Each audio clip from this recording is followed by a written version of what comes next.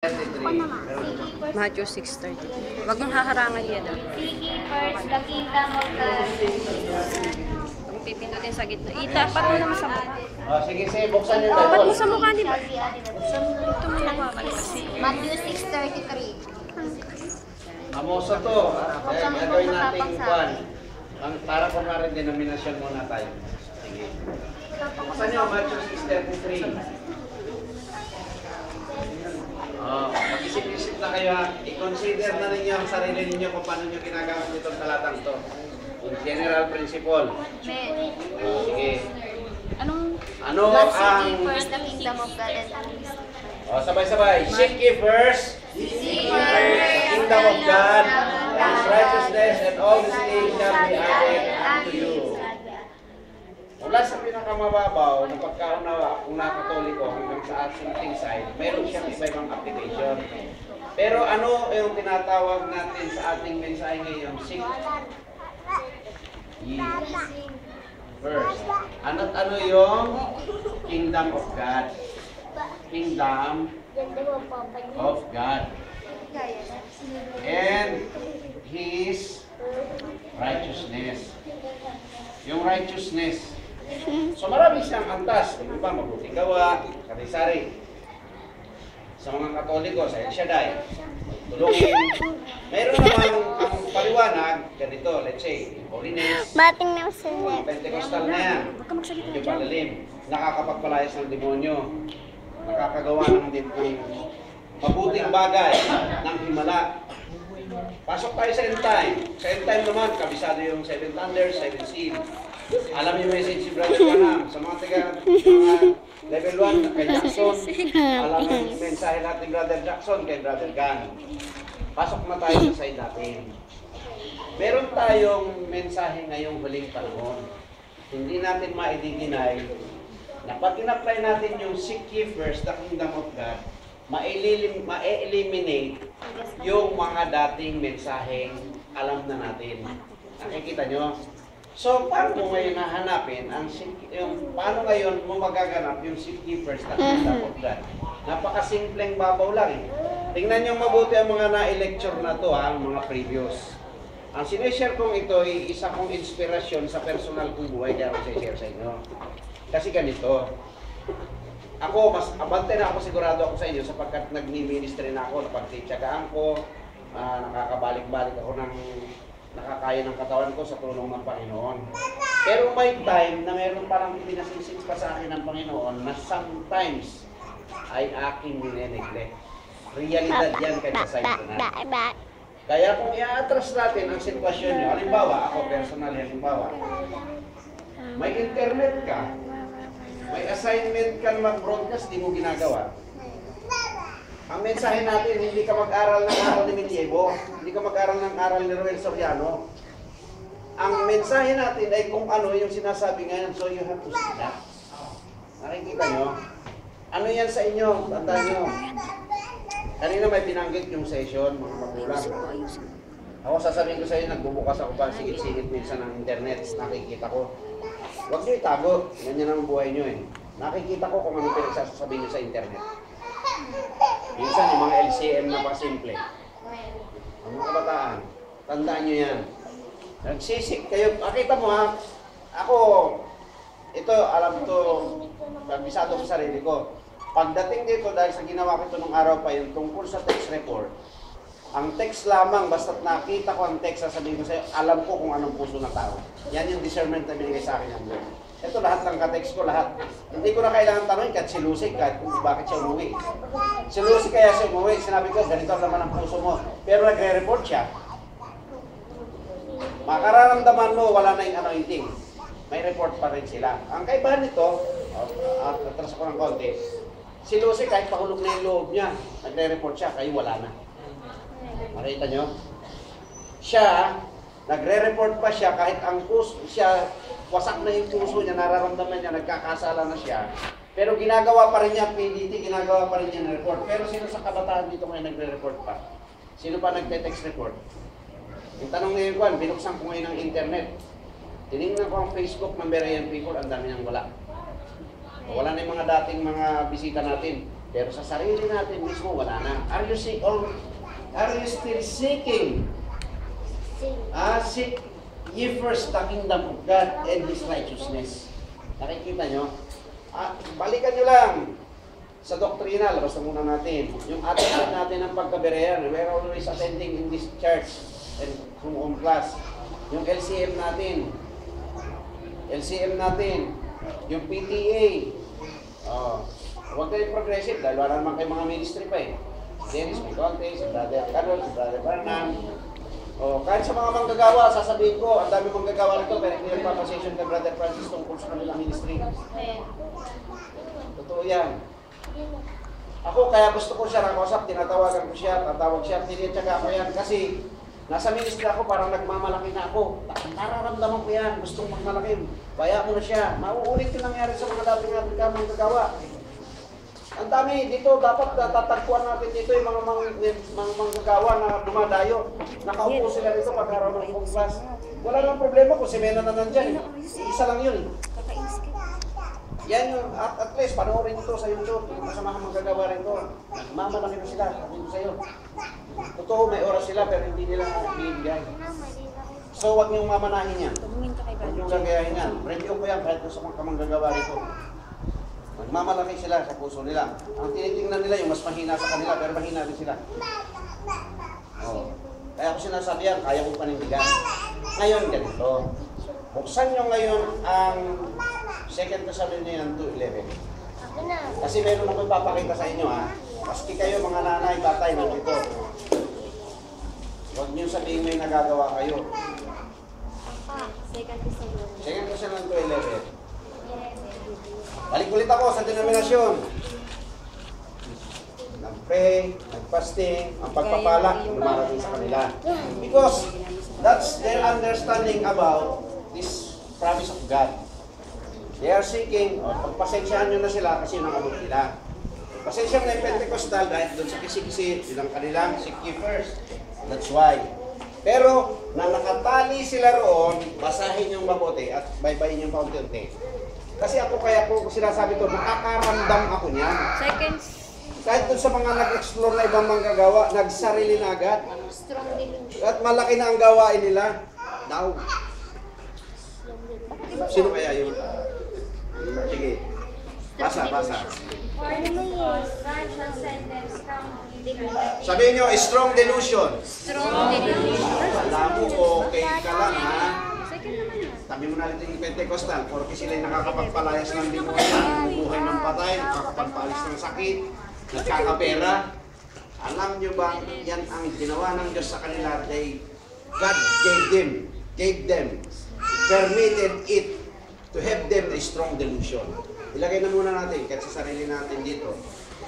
Lagi ka nakibili ka ng magulang mo ng magandang cellphone, yung ba ang pagpapala, kumikita ng malaki, may pera. Alam mo bang isang strong delusion din yan? Nakala mo pinagpapala ka ng Diyos, pero balikan mo sa likod ng isip mo, sa iyong nakikita. Nagagawa mo ba yung gusto ng Diyos na pinapahayag dito? Ito sila oh. Yung pinagsusulat ang dami. Tingnan nyo mabuti ito, realidad yung mga lecture na to. Hindi ko na kailangan iharap si Brother Francis, natatayo siya ulit. Totoo, hindi natatayo kung ulitin niya yan. Basahin nyo na lang, i-transcribe nyo, i-type nyo, gawing booklet. Yun ang number 1 yung magagawa. Tumulong kayo sa paggawa. Si Sister Tina, kaya sinisikap ko siya. Huwag nyo pagpigilan. Siya na nga lang, nakikipaglaban pa, paano siya makapag-transcribe. Yung walang kalaban na magulang at kapatid para siya pigilan, hindi rin ginagawa eh. Tapos pipigilan nyo pa yan. Nakikita nyo? Palakasin nyo lalo ang loob niya. Tama yung Bible, naggalang ang magulang, pero mas mataas si Kristo. Hindi ka naman sumasalangsang eh. Hindi lang naiintindihan pa yan. Kailan siya papayag? Ako, diretsong salita. Kailan papayag si Pastor Dobin na patay niyan dito? Rapture na, baka hindi pa. Naka-record ko. Huwag niyo siyang pahinain. Alakasin nyo. Naka-record ko, brother. Bukas makalawa, kasi kaya ako pinapakitan, si Dennis din na nangyari for almost, backslide siya ng 5 years. After 3 years ko siyang tinutukan. Minsan umiiyak yan, nandun sa bahay, magdamag, nagtatay. Sesermonan, pag-uwi, doon pa na naman. Inuulit lang to, vicious cycle din yan. Hindi ko sabihin. may labanan. May labanan, tandaan nyo. Pero hindi tayo sumasalasang, hindi tayo nagwawalang iya. Hindi tayo nagwawalang galang. Hindi lang naiintindihan. Masama ba natin na sabihin natin isa lang ang Diyos? Nagalit yung Trinitarian na sa kanila tatlo. Sinasabi lang natin yung tama. Tatay ko Trinitarian, ako one God. Masama bang sabihin ko siya? Masama ba yung ginagawa ng isang kapatid na gusto niyong umaten dito at nandun ang revival niya? Titigilan. Tulungan natin, puntahan natin, pagbigyan niyo. Pastor, pagbigyan niyo, sana po. Dalawin natin, huwag natin pahinahin yung tao. Ngayon, sabi ko, bibigyan kayo ng strong delusion at mag-lead sa inyo na maniwala na sa lie. Sabi niyo kasinungalingan. Sinungalingan. Ito kasinungalingan na ito, na akala niyo okay at nakaka-attend kayo rito, kasinungalingan tandaan ng kahawayan. Nandito kayo lagi, pero yung mensahe ng Diyos, hindi nyo pinagsisika. Ito, usapan dito ganito. Wala naman perfect, Brother Jerry. Kung talaga makakagawa niya ng hirap-hirap, hukom yan. Kasi sarili kong anak. Talaga, sinasabi ko lagi sa kanya, kay Bernadette. Sinasabi ko yan. Hindi ko sinasabi sa inyo. Sila ang una kong pinasasabihan nito. Pati asawa ko, hindi kayo. Kung ayaw nyo, wag yun. Wag yun. Pero ibig ko sabihin, hindi, gawin nyo pa rin. Kaya ako sinasabi ito, sapagkat yung bagay na akala nila, nagtatagumpay sila sa maliit, strong delusion yan. Mayroong lie silang panininiwala na parang okay lang. Nakikita nyo? Kaya sabi ko, kahit may trabaho kayo, umattend kayo rito. Sikapin nyo, okay, naka-attend ka nga, nandito ka. Pero i-review nyo ang inyong sarili. Hindi ito dahil kay Brother Francis, baka sabihin ng mga makapapanood at nagsasalita lagi si Menan ng ganyan. He's just using yung authority na binigay ng Diyos kay Brother Francis papunta sapagkat siya naman talagang ginamit ng Diyos sa atin. Pero kaya ko sinasabi ito, sapagkat hindi na pupunta si Brother Francis dito para ituro ulit na ulit-ulitin yan. Ang gawin nyo na lang, reviewin nyo sa sarili ninyo, ito, you seek God. Hanapin nyo yung kanyang righteousness. Lord, paano ko ito gaganapin? Hindi naman hahanapin dito na 100% agad magawa nyo eh. Pero ang gusto ng Diyos, lumakad kayo na gawin nyo. Let's say sa pag-broadcast, ha? Ito, simple lang. Ito, at kahit sa sarili kong pamilya. Sabi ko mula alas 6 ng umaga, hati-hatiin lang yan eh. Imposible hindi magawa yan. Paano yung pagsasaing? Ikaw magsaing ngayon, mamaya ikaw magbukas ng plato, si ano. Meron din tayo ganyan eh. Pero pag doon sa simpleng bagay na ito, hindi magawa. Nakikita ko sino mga gumagamit ng internet sa inyo. Hindi ako magaling ha, pero may nasasuyod-suyod ako. Kung anong ginagawa ng isang kabataan dito, pareho naman ginagawa ng ibang kabataan. So wag mo sasabi, si gano'n lang ang gumagawa nito. Kaya gusto ko sabihin mga magulang, dagdag ulit to, mga kapatid na nag-aalaga ng ibang kapatiran. Kayo mismo mayroong strong delusion na akala nyo at nakatabilis kayo dun sa anak ninyo. Kasama ninyo at uma-attend dito ay okay na. Ulitin nga ang talata, basahin mo nga that they should, basahin, buksan yung kwan, yung second lesson niya alam mo, dala-dala ko to ha sa Quezon, dala-dala ko to kasi ako ang unang binanatan dito. Nung nakikita ko, at narinig ko, may narinig akong isang mensahe ni Brother Francis eh. Biglang dumating ito sa akin. Aba, pareho rin pala, porque okay na, parang akala mo may ministry, nadadagdagan yung tao, okay na. Nakakaramdam din ako ng pagkabagal sa katawan ko, pero kailangan gawin mo muna. Okay, God has sent them strong delusion. Pakibasa ulit yung ano, yung sa English. For this cause. For this cause, kahit dito, Strong delusion. God will send, Diyos mismo ang papayag niya na, God will send a strong delusion. Tuloy. That they should believe in life. That they should believe in life. Tingnan nyo ha.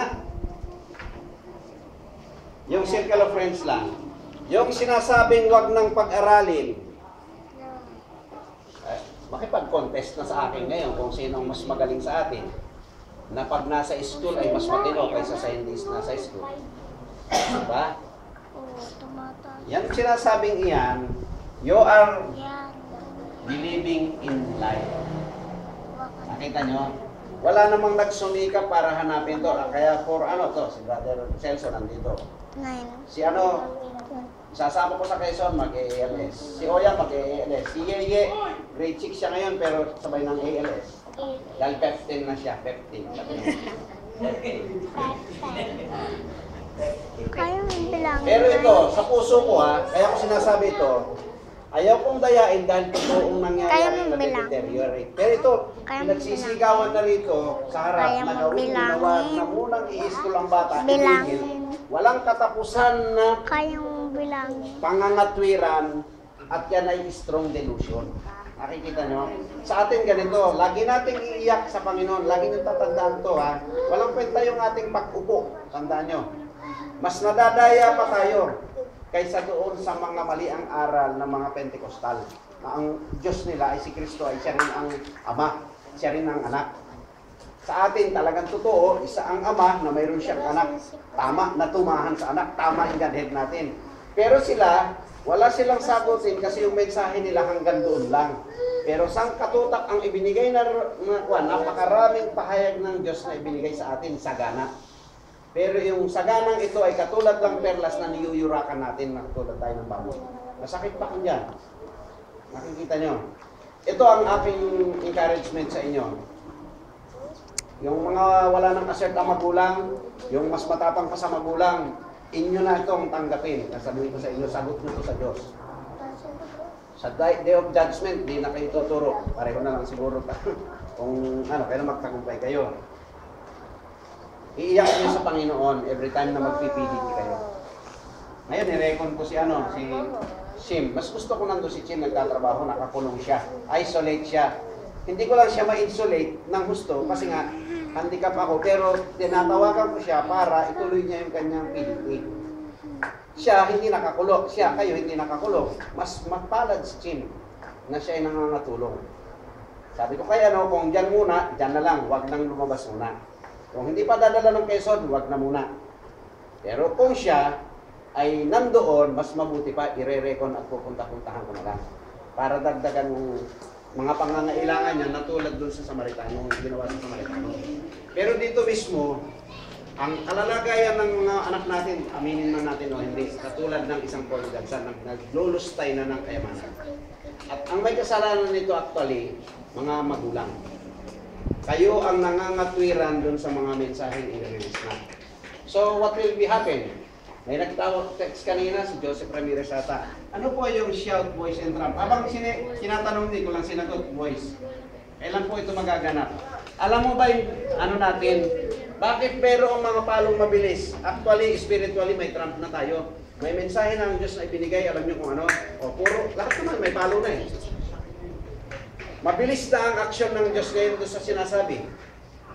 Kahit tumingin kayo sa akin, mga kabataan, tandaan nyo, may deterioration sa puso ninyo, sa loob nyo. Bukas makalawa, magmamanifest na yan sa laman nyo. Anong sinabi kanina, nabalitaan daw, buntis. Meron mga hindi nagpapabuntis eh. O, diba? Kung yan ang kinatatakutan nyo na hindi magmanifest na nabuntis. Merong kwan, may ginagawa lang para hindi mabuntis. Pero yan ba ay libre sa Diyos? O ako, kilala niyo ako magsalita. Kahit doon sa Manghero, ganyan ako magsalita. Forgive no thank you. Oh, ginagawang laruan kahit ang LCM. Yung biro-biroan. Yan, si Oyang, compromiser yan. Alam mo, hindi ko na nababasa ng ginagawa kung how you deal with those young people that are within you. Yes, yun. Yes. So ito atin. Dapat kayo maging tagapasimula ng mensaheng ito. Yung lahat ng nirelease ka, sagutin nyo, tatandaan nyo sinasabi ko sa mga, kahit kayo mga young people. Sasagutin nyo ito sa Diyos kasi sa inyo, sa atin, inirelease ng Diyos ito. Hindi kay Pastor so-and-so, hindi kay Milyero, hindi kay Roel Soriano. Kaya, ang unang-unang mananagot ng mensaheng ito, alam nyo, hindi, wala nang kwenta yung sinare ng dugyot na Francis na yan eh. Hindi naman yan eh. Hindi naman sa Diyos, aral lang ng tao yan, tinuro ng dugyot na Francis na yan eh. Hindi naliligo, nababoy eh. Masiba eh. Ganyan, brutal silang magsalita. Ganun ang sasabihin. Alam mo, yung mga nagsasalitang iyon, hindi nila naintindihan. Pero tayo, hindi tayo nagsasalita ng ganun, pero ganun din ang ginagawa natin.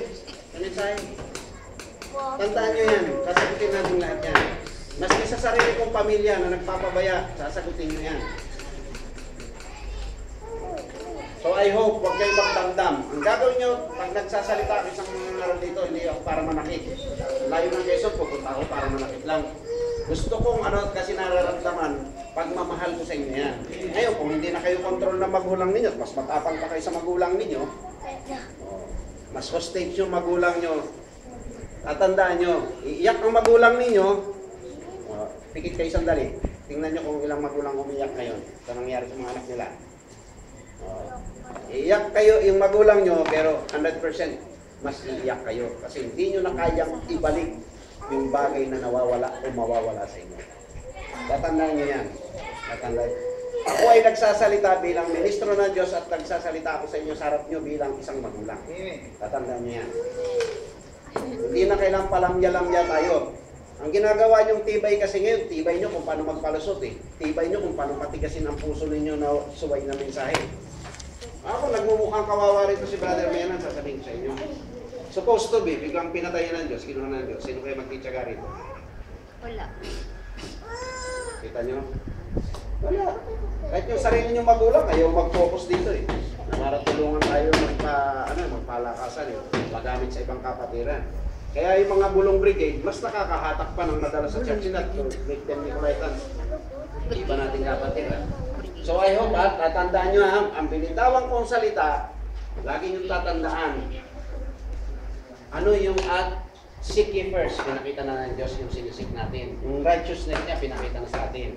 Ang kailangan lang dito, gawin sundin natin. At ito gusto ko total, ganito rin lang. Nakakahawak kayo ng cellphone, may Facebook kayo, tumulong na kayo dun sa broadcast. Tumulong na kayo dun sa mga bagong ipinagawang ito. Yan ang gawin nyo. Diyan kayo makakapag-repent. Diyan kayo makakapagsisi. Kung totoong mahal nyo ang Diyos, kung totoong hinahanap nyo. Otherwise, hangay kayo ng strong delusion at you're believing in Satan's lie. Palakpakan natin ang Panginoon.